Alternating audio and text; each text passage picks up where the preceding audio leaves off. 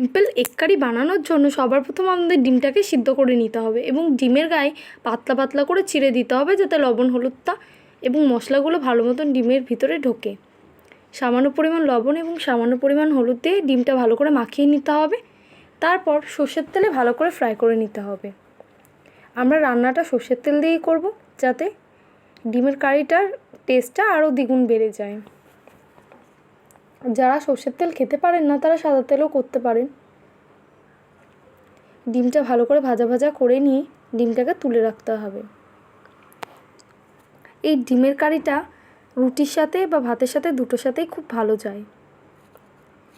সামান্য পরিমাণ চিনি দিয়ে তেলের মধ্যে তেলটা ভালো করে গরম করে নিয়ে পেঁয়াজ দিয়ে দিতে হবে।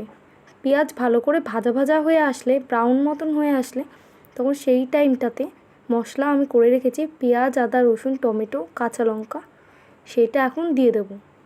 আমি এখানে একটা পেঁয়াজ, একটা রসুন এবং হাফ ইঞ্চির চেয়েও কম আদা এবং অর্ধেক টমেটো দিয়েছি আর সামান্য কাঁচা লঙ্কা দিয়েছি। ঝালটা আপনারা আপনাদের স্বাদ অনুসারে দেবেন, যেমন পরিমাণ ঝাল খান তেমন পরিমাণ দেবেন।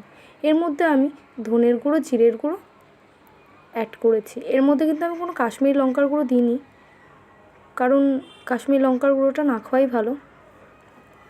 কাঁচা লঙ্কা দিয়ে রান্নাটা আজকে পুরোটা করছি। ভালো করে মশলাটা কষিয়ে ডিমের সাথে মাখা মাখা করে নিতে হবে। তার মধ্যে আমি টেস্টের জন্য সামান্য পরিমাণ ধনেপাতা দিয়েছি, দিয়ে ভালো করে কষিয়ে হাফ গ্লাস পরিমাণ জল দিয়ে কিছুক্ষণ ফুটিয়ে নিয়েছি। আর নামানোর আগে কাসুরি মেথি আর গরম মশলা দিয়েছি। রান্না কিন্তু খুবই সহজভাবে খুব তাড়াতাড়ি হয়ে যায়। আপনারা এইভাবে একবার ট্রাই করে দেখবেন। আমাকে লাইক, কমেন্ট, শেয়ার এবং সাবস্ক্রাইব করে দেবেন আর কমেন্টে জানাবেন কেমন হয়েছে।